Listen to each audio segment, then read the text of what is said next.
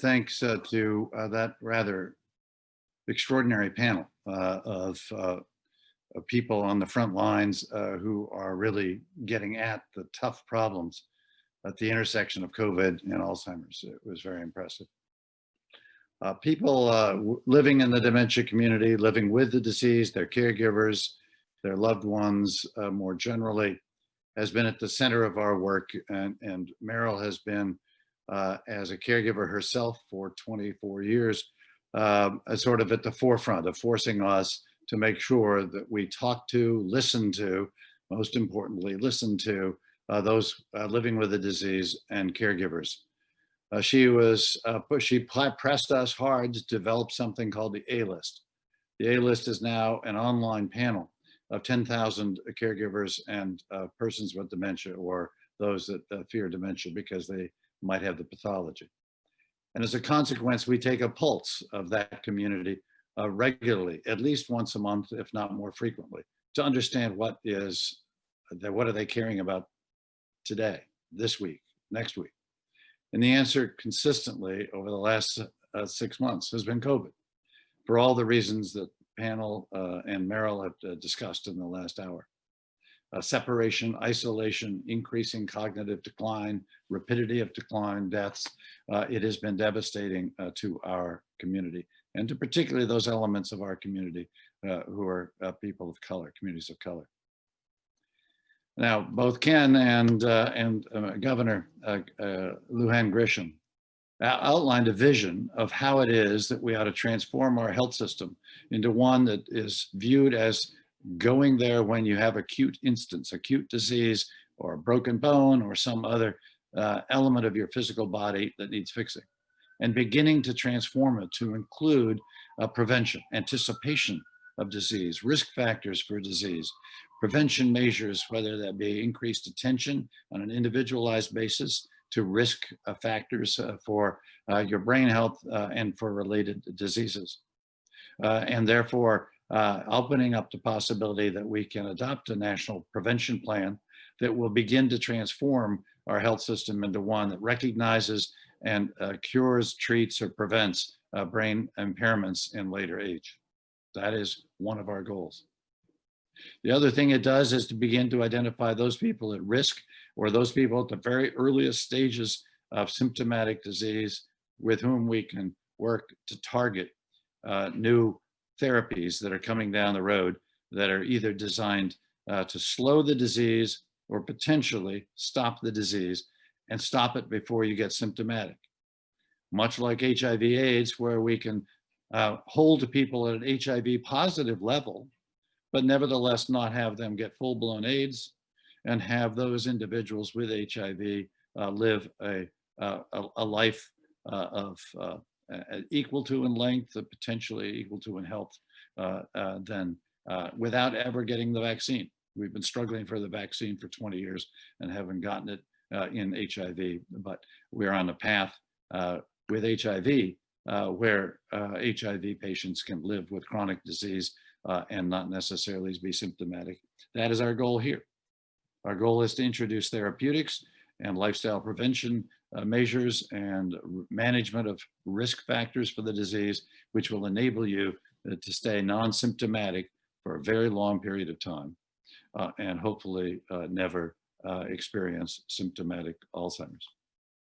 So you've heard over the last couple of days how we work. We work with us against Alzheimer's. We work with researchers, with government, with pharmaceutical companies, with NGOs.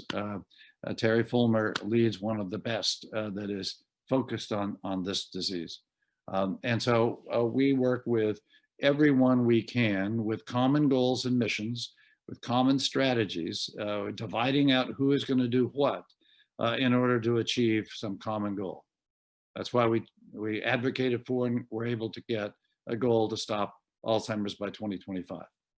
That's why we are now working to develop a large-scale coalition with the Heart Association, the Diabetes Association, YMCA, AARP, Milken, to get a national prevention goal so that we can begin, with respect to brain health, to turn the ship to a much more prevention-oriented world, the kind that Governor Lujan Grisham outlined. But as we do that, we must take account of the acknowledged existing racial, ethnic, and economic disparities that exist in this country for chronic diseases and for the disease that we are focused on, which is dementia. So we have to look at what is causing those disparities and participate with others who are working on racial disparities that exist in finance, the racial disparities that exist in policing. But we have a slice that says we want to work with everyone who is working to eliminate disparities in healthcare, both access to research, clinical trials, but also to treatments as they come forth. So as Governor Lujan Grisham mentioned, working potentially with her community health centers and potentially more resource from the federal government to enable her to begin to turn this ship called our health system into one that treats people equally across race and across national origin and across economic inequalities and gets the capillaries of our traditional healthcare system out into communities. We've heard from a lot of players and about what gives them hope. And hope is very much the theme that I'd like to leave you all with, which is we are on the cusp of some real therapeutic breakthroughs in Alzheimer's. They are just the start. The first drug out of the gate for HIV, the first effort in cancer, we're not where we are today, but we are about to start with new therapies. And that therapy will be sort of novel for the health system because doctors have not been systematically trained in brain health care and be able to detect early and to diagnose differentially in order to understand how to treat and prevent potentially brain health impairments. But hope is here. National prevention goal, new therapeutics, all on it. Leaving this summit, we got to understand that our fight against this devil disease continues. Please join us in that fight. Sign on as a supporter of the National Prevention Goal. Join us with your ideas and your connections on the whole collaborative network that we have to create to mitigate and then eliminate the racial disparities in health systems and clinical research. Join us to advocate for Congress to increase research funding for cognitive health screenings and for earlier interventions to stop this disease. Join us for our Be Brain Powerful campaign and take the 30-day challenge to improve your brain health. Tell your friends. Anticipate that there are going to be significant new investments in our Be Brain Powerful campaign to enable people to get increasing insights into how to maintain their brain health and to be able to actually measure whether or not their brain health has been maintained or improved as a result of these interventions. More to come on that score. Help us by joining the A-list. If you're a person living with dementia, concerned about it, or a caregiver, join the A-list, participate in our online surveys so that we hear from you what's on your mind so that we can turn what's on your mind into action. As we heard so much about COVID and the danger in nursing homes well before it was covered in the press through our A-list surveys, we turned our attention to advocate with the administration to get a much more focused effort in testing in nursing homes. Now, the federal government turned that back to the states, but nevertheless, action was taken by the federal government, at least to focus on the subject as a result of the A-list survey. So sign up for the A-list.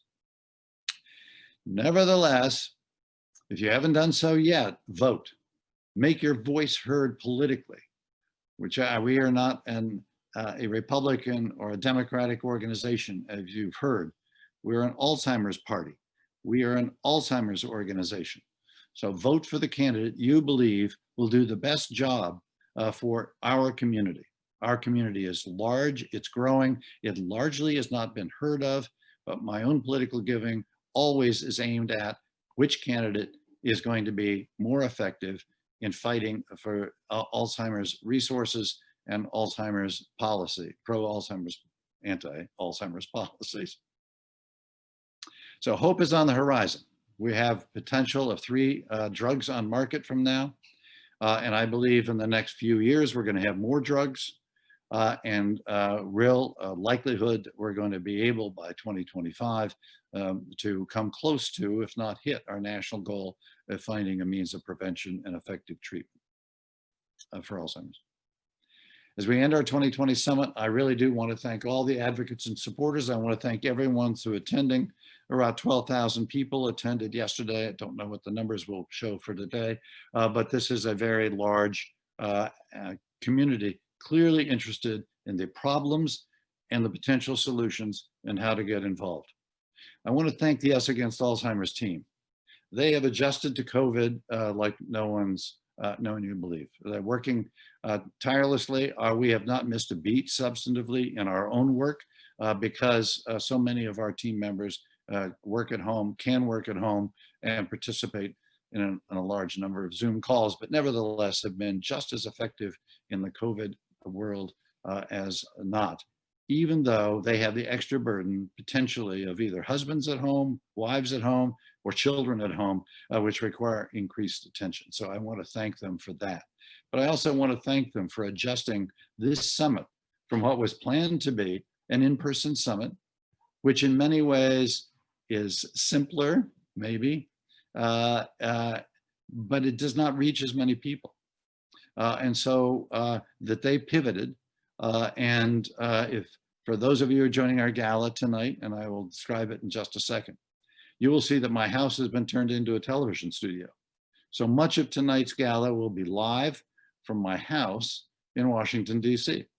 But this is a team that pivoted from an in-person summit to a virtual summit.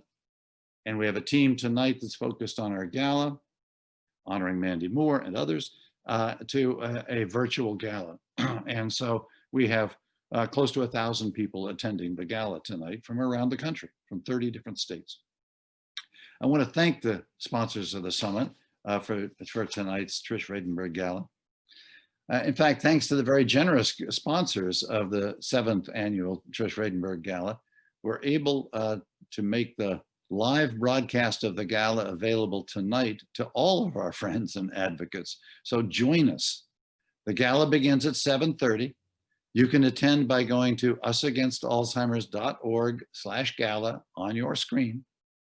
Singer, actress, advocate Mandy Moore, who stars in the program called This Is Us. She plays Rebecca Pearson on a program that goes out to 6 million people a week, 6.9 million people a week. As a person, as a matriarch of a family who's been diagnosed with Alzheimer's. And you will see how other members of that family react in the TV show to her experiencing Alzheimer's. Some in denial, some want to go out and nail the disease to the wall and to become advocates. Others turn into caregivers. There's a variety of reactions that mirrors what happens in the real world when the matriarch of the family gets Alzheimer's, which has happened to my family now 2 generations. Now we have a 3rd generation as well. So 3 generations of my family over 40 years, that's enough. So I hope you all will join us at 7:30 tonight for the gala.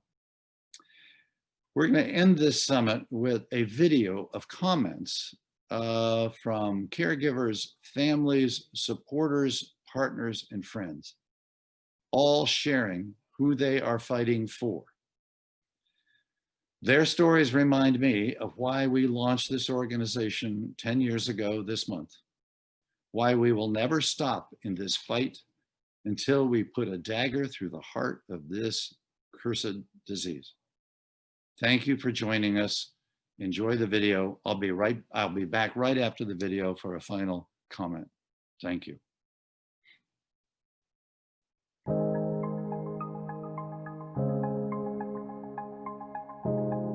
I am fighting for all the caregivers across the nation who are working tirelessly around the clock to take care of their loved ones while also balancing their health. I'm fighting for people like myself who are living with Alzheimer's or a related dementia.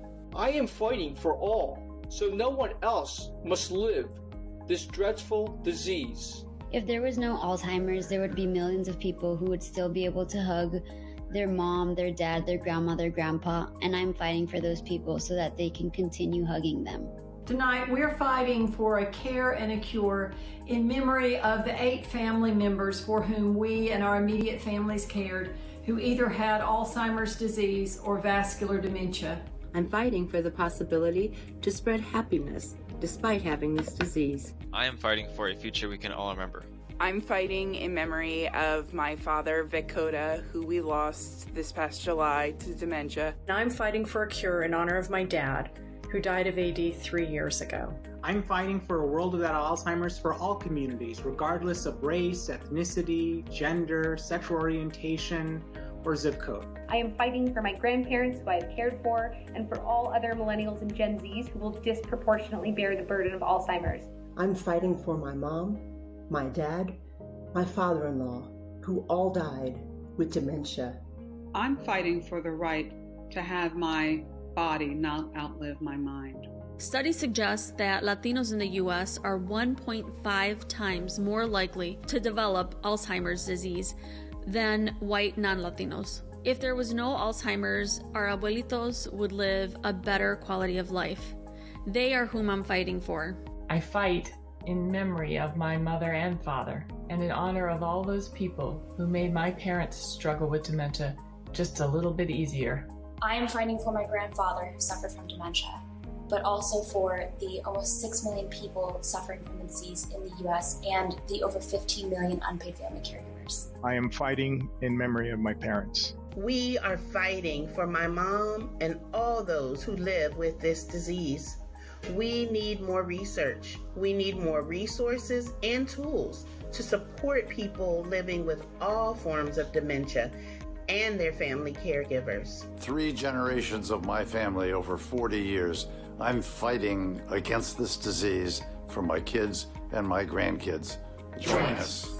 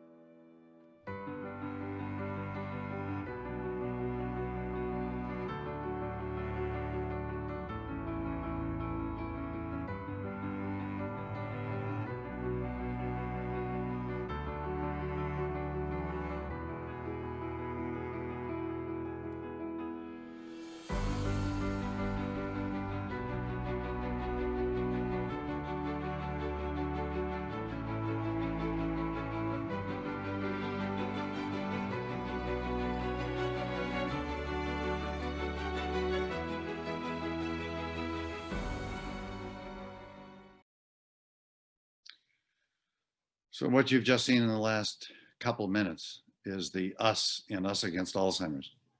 We invite all of you to join us. We thank you all for attending this summit, and we look forward to working with all of you in the months and years ahead. Thank you very much.